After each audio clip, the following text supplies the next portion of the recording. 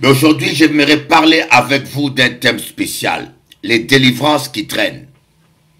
Pourquoi certaines délivrances paraissent interminables? Pourquoi certaines délivrances traînent? Nous allons essayer de voir au travers de la parole de Dieu. Mais avant de commencer d'abord, comme d'habitude, notre étude, j'aimerais vous présenter deux versets. On va lire deux versets. Matthieu chapitre 17, le verset 4 à 21. Ce verset, deux versets sur lesquels nous allons appuyer notre enseignement. Matthieu chapitre 17, le verset 4 au verset 21. Lorsqu'ils furent arrivés près de la foule, un homme vint se jeter à genoux devant Jésus et dit: Seigneur, aie pitié de mon fils qui est lunatique et qui souffre cruellement. Il tombe souvent dans le feu et souvent dans l'eau. Je l'ai amené à tes disciples et ils n'ont pas pu le guérir. Race incrédule et pervers, répondit Jésus. Jusqu'à quand serai-je avec vous? Jusqu'à quand vous supporterai-je? Amenez-le-moi ici.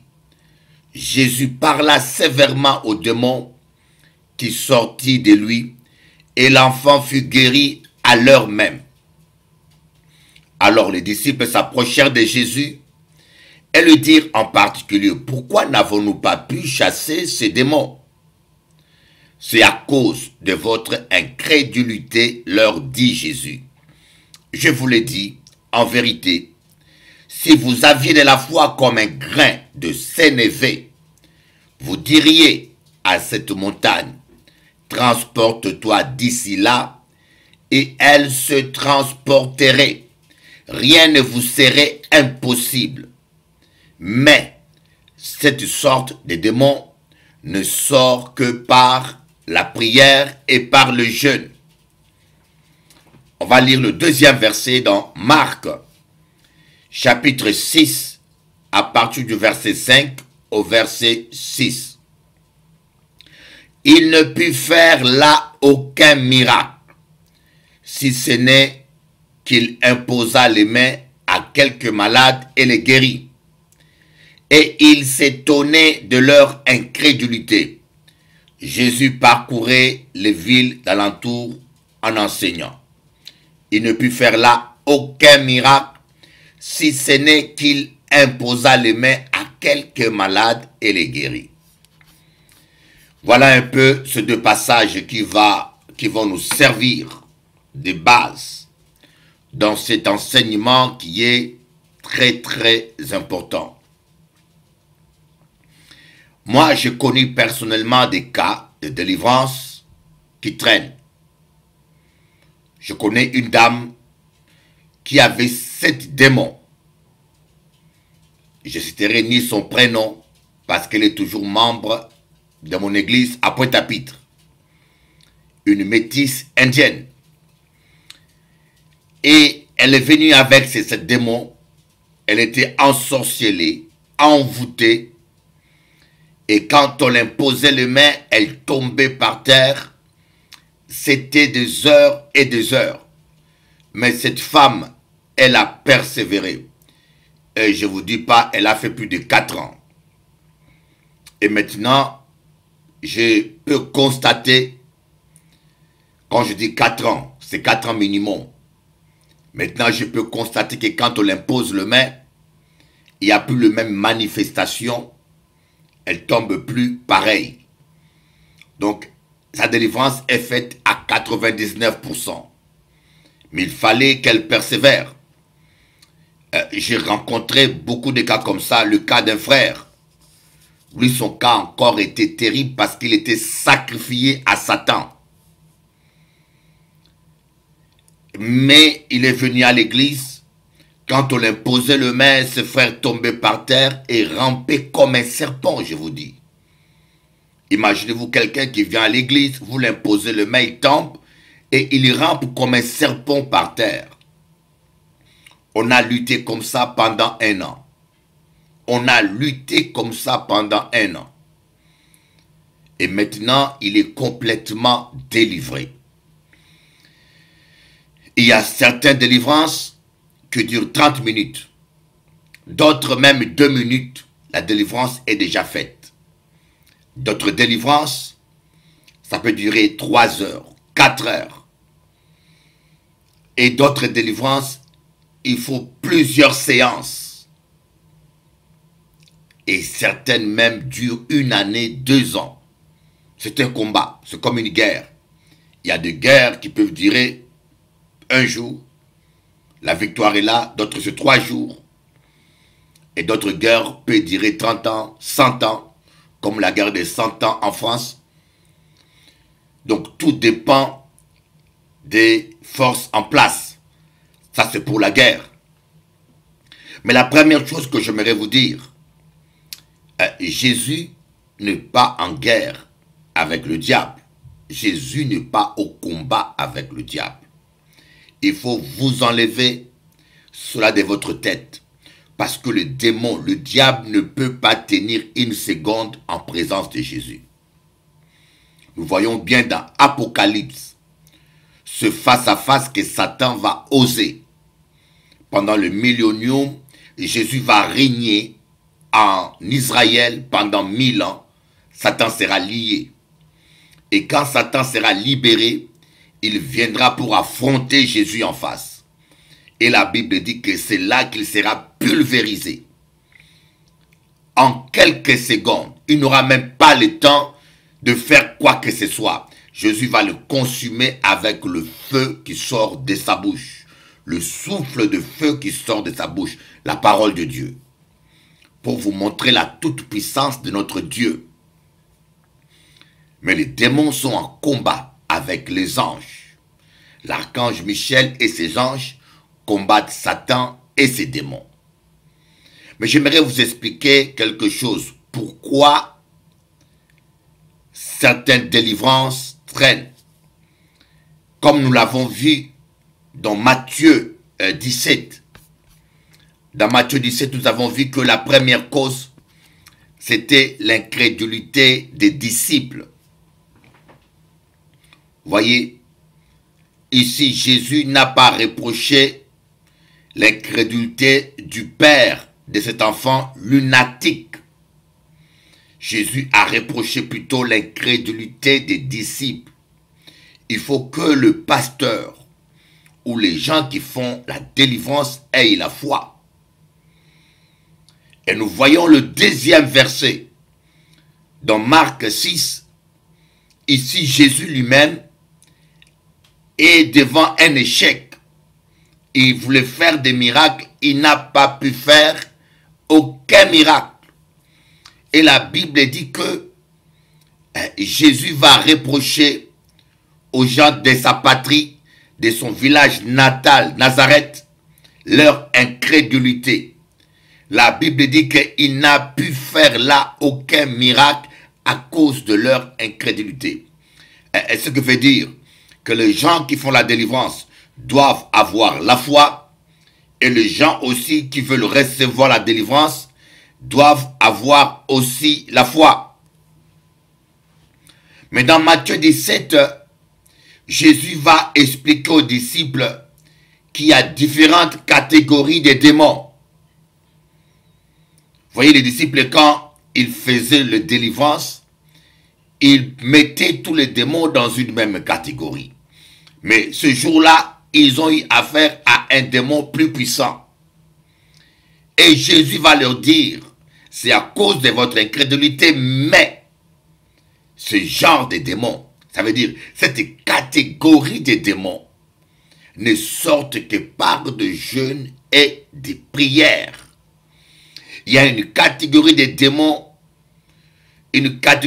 chétifs et faibles, qui sortent instantanément. Mais il y a une autre catégorie de démons, parce que les démons ont des catégories. Il y a une autre catégorie de démons pour lequel il faut jeûner et prier. Comme les disciples n'étaient jamais en jeûne, nous voyons bien dans la Bible, vous allez voir, les disciples étaient des grands dormeurs. Ils n'arrivaient même pas à prier 1 heure.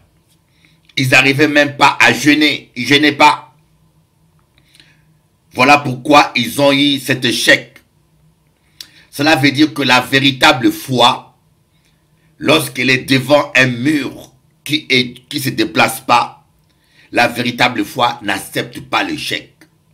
Quand vous avez la véritable foi et que vous priez et que vous voyez que le mur et la montagne ne se déplacent pas, la véritable foi ne s'arrête pas en acceptant l'échec. La véritable foi change de méthode. La véritable foi va jusqu'au jeûne. Et la véritable foi ne s'arrête pas dans le jeûne tant qu'elle n'a pas la victoire. Quand vous avez la foi, vous n'allez jamais accepter l'échec. Comme je définis la foi est une incrédulité aux échecs. La véritable foi est incrédule aux échecs.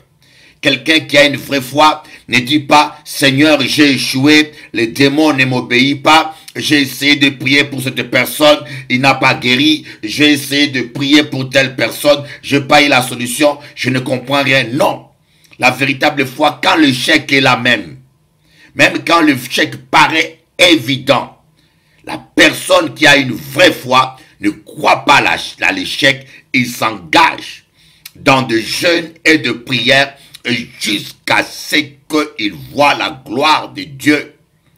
Jésus a dit, tout est possible à celui qui croit. Oh my God. C'est terrible. Il dit, si vous avez la foi comme un grain de sénévé, vous diriez à cette montagne, transporte-toi d'ici là, et elle se transporterait, rien ne vous serait impossible. Oh my God, rien ne vous serait impossible. Ta maladie n'est pas impossible. Ta situation n'est pas impossible. La sorcellerie qu'on te fait n'est pas impossible devant Dieu. Jésus a vaincu Satan et ses anges à la croix de Golgotha. Il les a livrés publiquement en spectacle, comme Samson. Vous voyez Samson, lorsqu'il avait les 2 yeux crevés, les Philistins l'ont pris, l'ont mis en spectacle devant leur Dieu.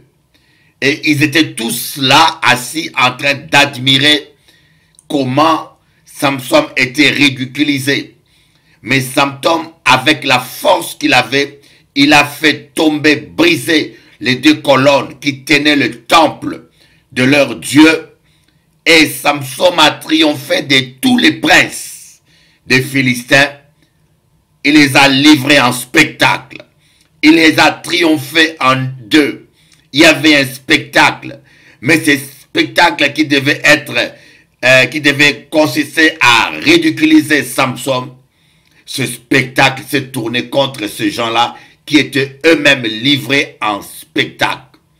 Jésus-Christ, notre Samson, à la croix de Golgotha, il avait les 2 mains clouées. Ces 2 mains clouées tenaient les 2 poteaux qui tenaient la structure du royaume de Satan sur terre. Et toutes les puissances des ténèbres étaient là. Ils regardaient Jésus à la croix. Mais Jésus, avec la grâce de Dieu, a fait couler le royaume de Satan et les a livrés comme le premier Samson en spectacle. J'aimerais que vous puissiez comprendre. Il n'y a pas de nom plus puissant que le nom de Jésus. Il n'y a aucun voyant, aucun sorcier qui peut tenir devant le nom tout-puissant de Jésus-Christ, notre Dieu. Notre Dieu est puissant. Notre Dieu est capable. Notre Dieu, il est celui qui change les circonstances, les temps. Rien ne peut lui résister. Mes amis, la Bible dit que celui qui habite en toi est plus fort que celui qui est dans ce monde. Le problème vient, parfois, nous, les gens qui font la délivrance, de façon incrédule. Voyez, des fois, ils sont incrédules. Au lieu de rentrer dans le jeûne, quand nous sommes devant une situation qui traîne, quand nous sommes devant une situation qui bloque, nous devons Pas simplement chasser les démons, mais entrer dans la prière et dans le jeûne. La prière d'intercession et dans le jeûne pour prier pour la personne. Et c'est lorsque nous prions que Dieu peut révéler, donner des paroles, des connaissances. Et Dieu peut nous révéler. Et ce qui peut bloquer la délivrance. Ça peut être un péché non confessé. Ça peut être quelque chose même que la personne a dû oublier. Et je me rappelle, on priait pour une sœur. Sa délivrance était bloquée. Sa délivrance était complètement bloquée. Et le pire, les démons ont commencé à attaquer sa tête. Elle commençait à avoir des maux de tête. Et Dieu m'a révélé que cette personne ne pouvait pas être délivrée parce qu'elle n'avait pas pardonné à son père. Et lorsque je lui ai dit cela, elle a reconnu et qu'elle a pris la décision de pardonner à son père. Le pacte avec le démon a été brisé. La personne a été délivrée. Mais quand vous n'avez pas la révélation, quand vous n'êtes pas en communion avec le Saint-Esprit, que vous n'êtes pas un homme de prière et de jeûne, et que vous n'êtes pas en connexion avec le Saint-Esprit, ce genre de délivrance se bloque. Et vous allez tourner en rond, ou parfois vous allez même aller à culpabiliser les gens. Moi, j'ai vu de pasteurs ou des chrétiens qui ont culpabilisé les gens, accusé les gens à tort d'incrédules ou de péchés non confessés, alors que c'est eux-mêmes qui étaient incrédules. Et si nous voyons Jésus reprocher aux disciples leur incrédulité, donc l'une des raisons pour laquelle certaines délivrances paraissent difficiles et bloquent, parce que les gens même qui font la délivrance ne sont pas des hommes de prière et des hommes qui jeûnent. Parce qu'ils ne sont pas en communion avec le Saint-Esprit, ils tournent en rond.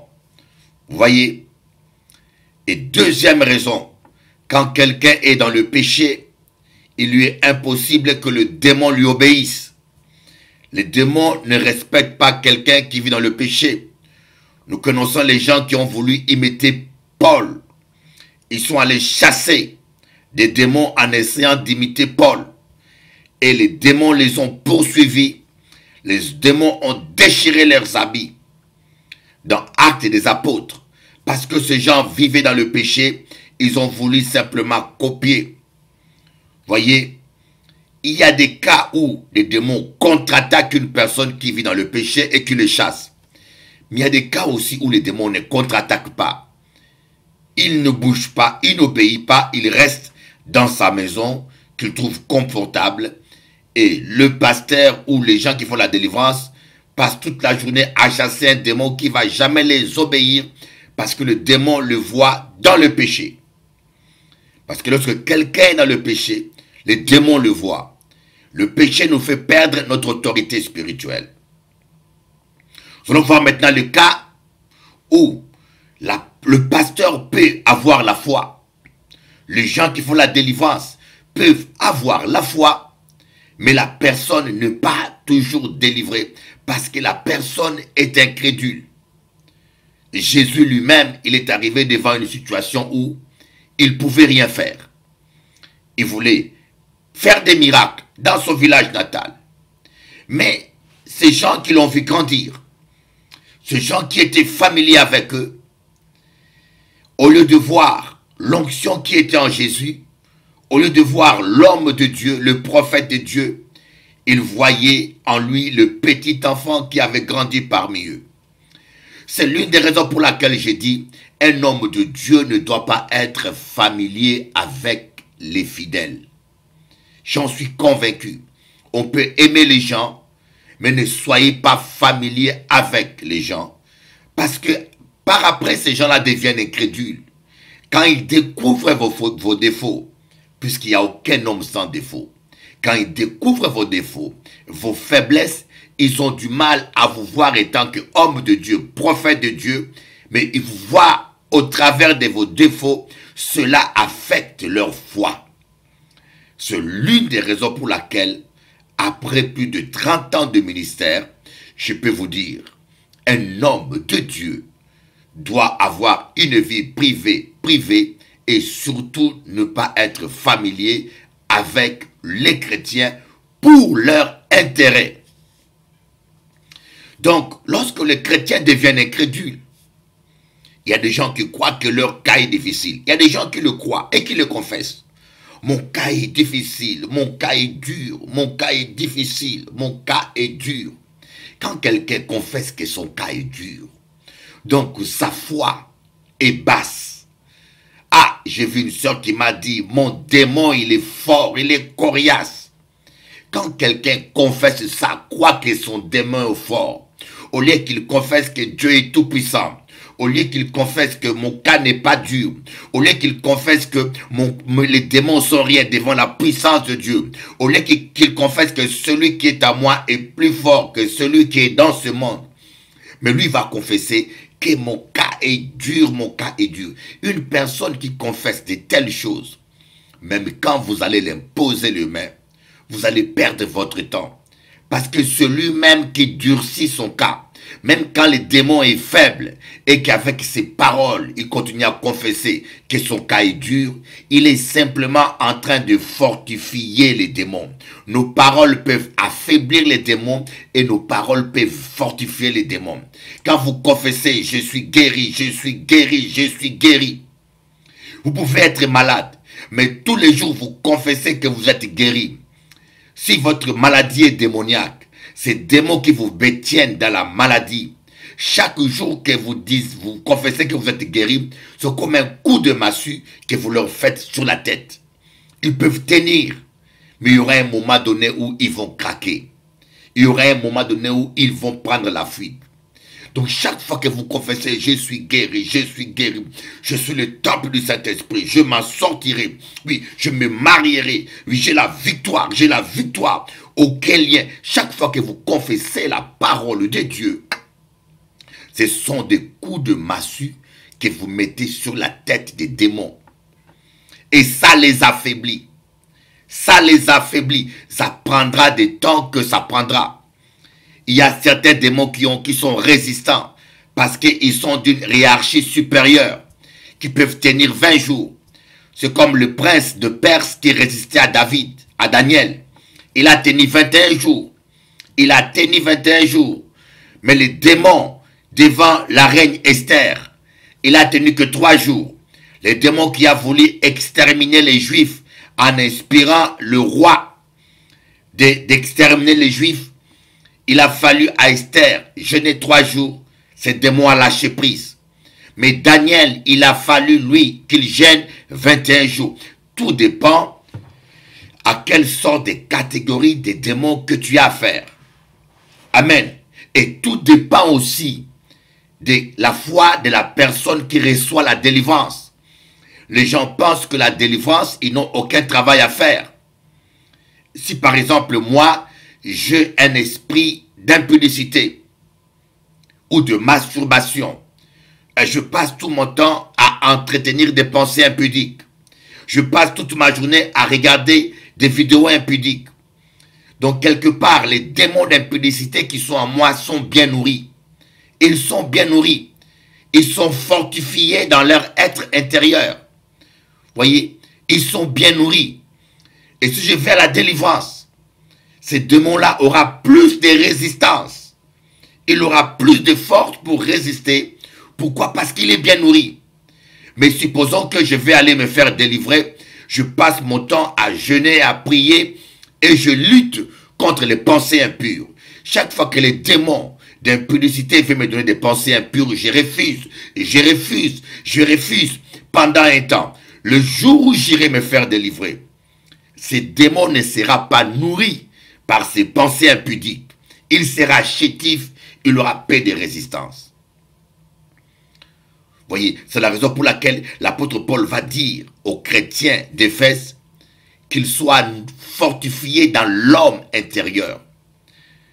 L'esprit de l'homme se nourrit de toute parole qui sort de la bouche de Dieu. Est-ce que vous comprenez? Un esprit se nourrit. Un esprit se nourrit. L'esprit de l'homme, il se nourrit de toute parole qui sort de la bouche de Dieu.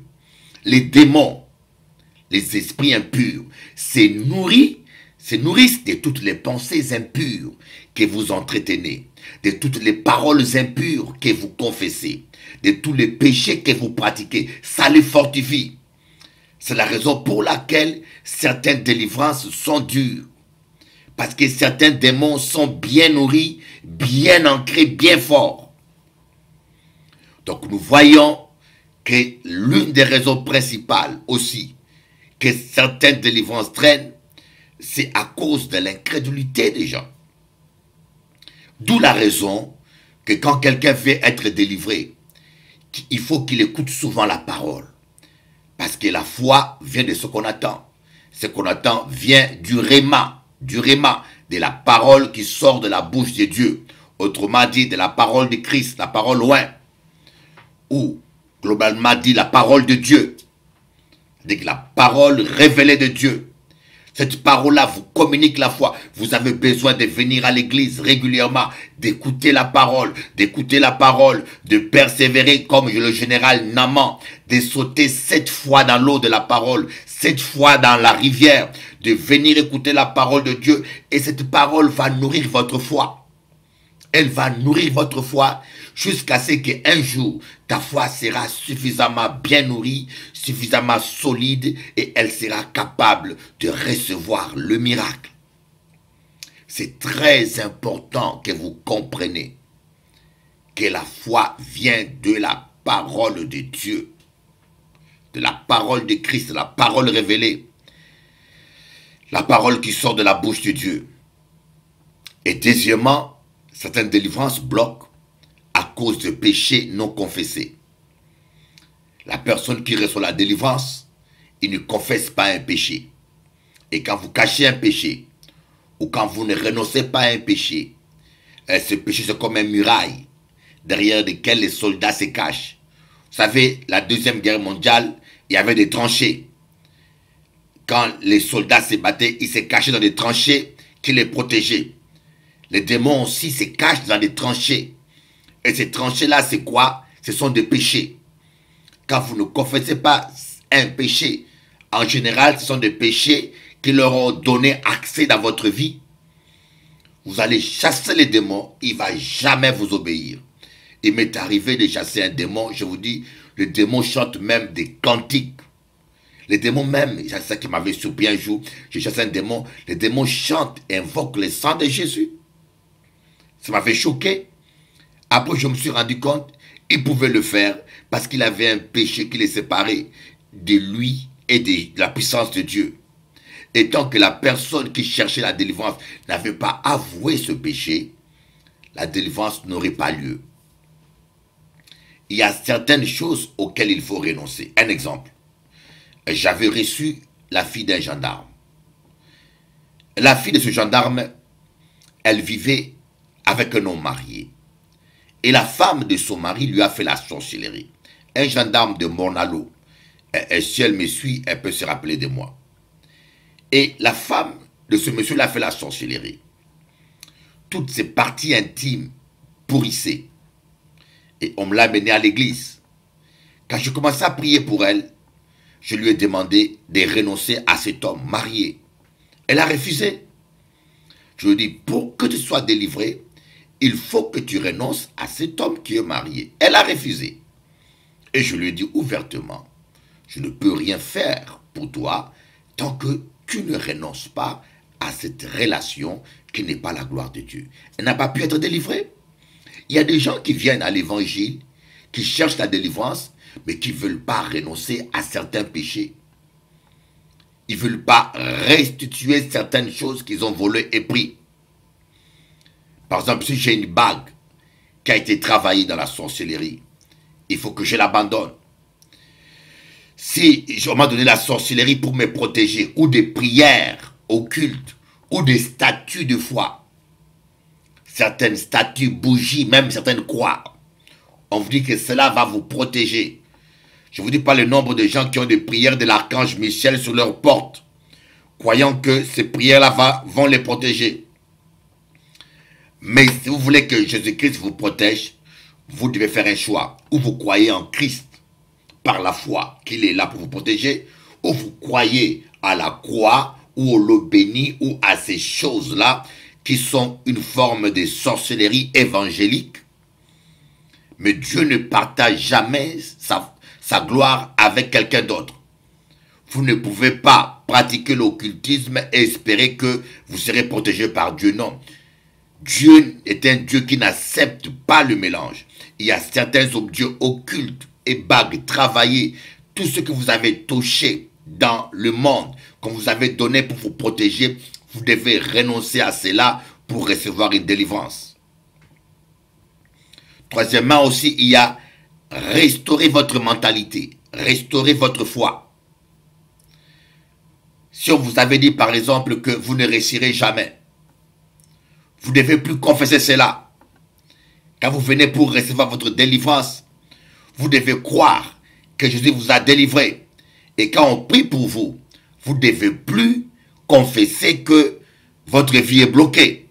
Il faut saisir par la foi votre délivrance. N'oubliez pas que la délivrance est une confrontation de puissance. La puissance du Saint-Esprit qui confronte la puissance de Satan. Croyez-moi, nous avons un Dieu extraordinaire. Nous avons un Dieu tout-puissant devant qui rien ne peut résister. Rien ne peut résister à notre Dieu. Rien ne peut résister à notre Seigneur. Il est capable. Il est tout-puissant. Il est merveilleux. Alléluia. Voilà un peu l'enseignement que je voulais vous donner. Et j'aimerais dire aussi, j'ai entendu certains prédicateurs ignorants dire, c'est pas normal que les gens tombent tout le temps dans l'église. Je trouve ça cruel. Parce que je ne pense pas que quelqu'un qui vient à l'église, il a le plaisir de venir à l'église bien coiffé, bien habillé, et qu'il tombe par terre, et qu'il roule par terre. Je ne vois pas qui voudra faire ça et retourner dans sa maison avec des habits sales ou bien avec la coiffure abîmée. Et certains cas sont normaux. Il y a des gens qui viennent, des fois ils ont une légion de démons. Vous ne savez pas. À chaque imposition de main, un démon s'en va. Et des fois dans l'église, on n'a pas toujours le temps de prendre pour une seule personne. Quelqu'un peut avoir 12 démons. D'autres en ont 50. Donc tous les dimanches qu'il vient, c'est un démon qui s'en va, ou c'est 2 qui partent, ou c'est 3 qui partent. Et puis imaginez-vous combien de dimanches il doit venir. Et une telle personne, vous le voyez tous les dimanches tomber. Et vous avez l'impression qu'il y a un problème. Mais il n'y a pas de problème. C'est un processus normal. On chasse 2, on chasse 3, on chasse 4, on chasse 1, on chasse... Et avec le temps, vous allez voir au bout de 1 mois ou de 3 mois, la personne est complètement délivrée. Moi, j'ai vu des gens qui ont des légions. Comme la personne que Jésus a délivrée, qui avait une légion. Donc c'est plus de 4000 démons. Ils peuvent tous partir d'un instant à un autre. Comme ils peuvent partir par 2, par 3, par 100. C'est un mystère. Mais ce n'est pas parce que quelqu'un, sa délivrance traîne, on doit le culpabiliser, ou bien le matraquer, ou l'humilier, ou lui dire qu'il a un problème dans sa tête, ou qu'il a un péché qu'il n'a pas confessé. Si vous êtes un homme de Dieu, vous devez parler avec révélation. On n'est pas là pour deviner ou pour imaginer des choses ou pour fouiller la vie des gens. Non, on marche avec la révélation. Sans la révélation, vous allez culpabiliser des gens. Il y a des gens qui ne sont pas délivrés parce qu'ils n'ont pas confessé un péché. Et chaque fois, vous imposez les mains, ils tombent, le démon ne part pas. Parce qu'il y a un péché qui n'est pas confessé. Il y a d'autres cas, ce n'est pas un péché qui n'est pas confessé, mais c'est qu'il y a une légion de démons et que chaque fois qu'ils tombent, il y en a 1 ou 2 qui partent. Voilà. Il y a d'autres cas qui viennent, il est délivré, mais quand il rentre chez lui, le démon revient. On a vu le cas où Jésus a dit, lorsqu'un esprit mauvais sort dans une personne, il va chercher le repos. Et lorsqu'il ne trouve pas, il revient. Il y a des gens, des fois, qu'on délivre réellement, complètement. Ils rentrent chez eux libres. Mais comme ils ont la peur peut-être, ou bien comme ils sont incrédules, ou comme ils ont une porte ouverte dans leur vie. Ça peut être la haine contre son mari, ou ça peut être quelque chose de comme ça. Je connais une femme qui avait une haine contre son mari. Et son mari, pour ne pas faciliter la chose, son mari l'insulte, l'agresse tout le temps aussi. Et nous faisons une délivrance le lundi. 3 heures, on transpirait par terre pour la retenir. Une fois qu'elle est délivrée, le lundi prochain, quand on revenait, le même démon revenait. Et qu'est-ce qui s'est passé? Dans la semaine, elle s'est disputée avec son mari. Et son mari, au lieu d'être sage, il n'était pas sage. Il a agressé sa femme, insulté sa femme et réveillé la haine dans son cœur. Et je me suis dit, je ne prie plus pour elle. Je dis, tant que toi, le mari, tu ne changes pas, tu ne fais pas les mauvais rôles, et tant qu'aussi la femme ne fait pas l'effort, ça ne sert à rien de chasser un démon qu'on sait pertinemment qu'il reviendra. Amen. Donc, il y a des délivrances qui traînent. Chacun va se retrouver dans quelle situation il est. Mais la clé d'une délivrance, c'est la patience, la persévérance dans la présence de Dieu. Soyez bénis.